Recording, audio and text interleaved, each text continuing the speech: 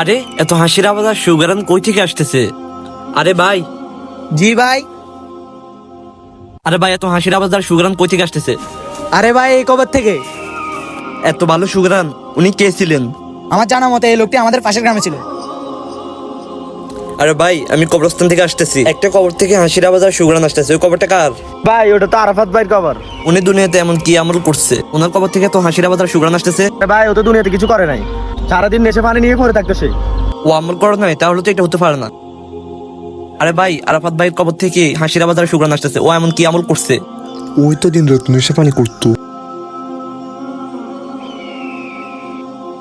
কিন্তু একটা ভালো কাজ করছে।